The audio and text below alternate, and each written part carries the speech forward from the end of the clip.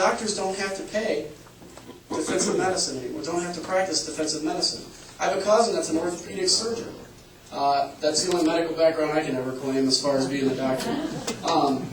He's an orthopedic surgeon. The first $250,000 he makes a year goes to pay for his insurance premium. Who do you think pays for that $250,000? He doesn't. You do when you come into him. So we start to limit those liabilities. We really take a focus and put a focus on folks saying preventative medicine. The top 5 diseases, top 5 failed diseases in this country account for something like 75% of healthcare costs, and each one of them are preventable. Diabetes, heart conditions, stuff like that. If we focus in the ages today and start focusing on preventative medicine, we can start to bring healthcare costs down. One of the first line medical treatments for those that don't have insurance nowadays is to go to the emergency room.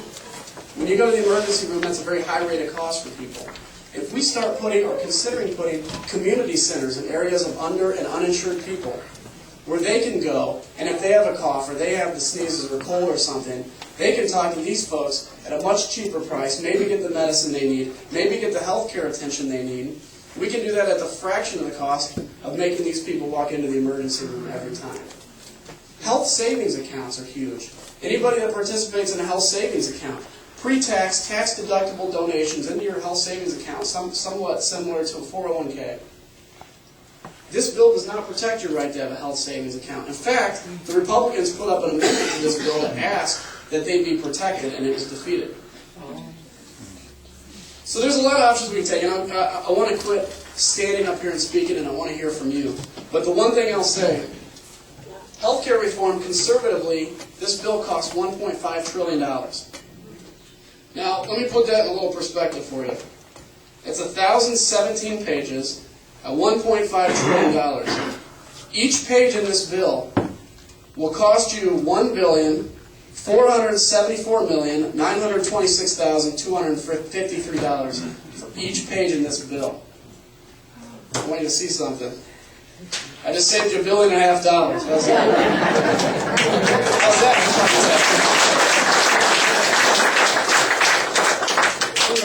But we need to get our fiscal house in order, and we need to figure out what we need to do with the healthcare crisis that we do have.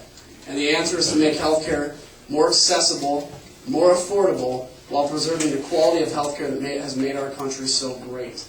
We have 80% cure rates on prostate cancer. England has 50% cure rates on prostate cancer. I don't want 50%, I want 80%. In England, they won't treat cataracts until you have one in each eye. Because if you just have one cataract in one eye, they figure you can see out of the other one. That's not the kind of healthcare rationing that I want in the United States. So anyway, that's a little about me. That's a little about why I'm here. I just think it's very important for you to have an opportunity to express your opinion on healthcare, and the current congresswoman has not allowed you to do that. So I'd like to hear any statements, any questions. We can make this, again, a two-way street. And just your thoughts on healthcare in general. I know you guys have been up with a lot of questions. Yes, sir. I'd be a lot more comfortable if you were more comfortable by taking your... Okay. I like that. We'll go with that. Now, how do you feel? A little more comfortable? I am.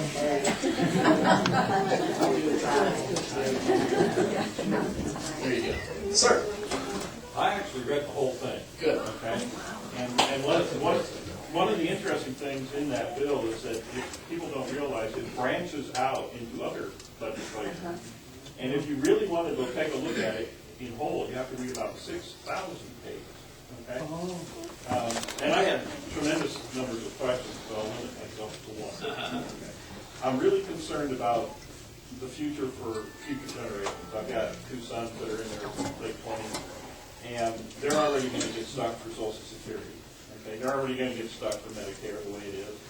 They're going to get stuck for a minimum of $12 trillion worth of deficit, debt that we have. And in the bill, there's actually a place there where it says that the premiums can only be 1 to 2. In other words, for seniors and people at a certain age bracket, the premiums can only be twice as high as they are for young people. And yet if you look at life insurance and all other kinds of insurance, there's almost a 1 to 10 is normal for not likely to get ill and not likely to die. The premiums are very low, and the premiums are very high for those of us that are more likely to have illnesses. So in this bill, it seems like we're once again riding on the back of our youth. And how do we handle that? Well, I mean, that seems horrible. And to go to my son and say, yeah, I know you're probably not going to get sick as a statistic for 40 more years, but you're going to have to pay it almost as much or half as much as I do. Yeah, I mean, you know, I think the most important thing here out of your statement is to realize that we have to get our fiscal house in order, too. You talked about your sons being responsible for $12 trillion in debt. That's nothing. I mean, it's going to be far bigger than that, by the way. Well, I was going with what it is now. Yeah. They're trying to raise the debt ceiling. Your kid, your children, or grandchildren will be responsible for the price of a house each. And that's on top of if they buy a house someday to the federal government. That's a scary thing. We absolutely must take care of our seniors. And the best way to do that is to make sure that our fiscal house is in order so that we can do that.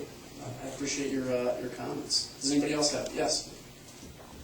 You talked about preventative medicine. I'd like to talk about the other end of the spectrum from the seniors and talk about your stance on life. And I understand that there's an amendment to the bill to include abortion as a covered service. The price of an abortion has not changed in 30 years, because if it did, it would not be a viable option to those that are poor. Now, if the government makes it free on Medicare or on Medicaid, we will not only have more children being killed, but we will also have these facilities that are doing them making a higher price to the government for it, because they're going to put it in line with other covered services in the way of the cost. I'd like to know, are you pro-life, and are you going to protect not only our seniors and those that have abortion, but those that are in the protected room of their mother who do not have abortion? Yeah, very good question. Thank you. Yes, I am pro-life.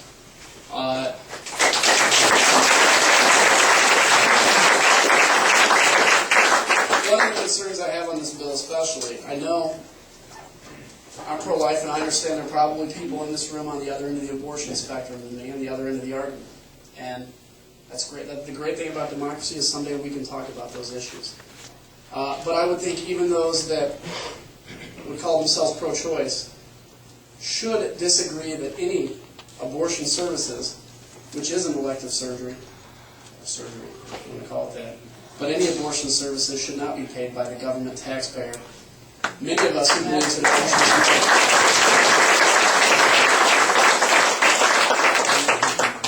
Although the bill itself does not specifically state in there that abortion services are provided for, the interesting thing about that is the Republicans have put up 8 different amendments to specify that abortion services should not and will not be covered under this bill.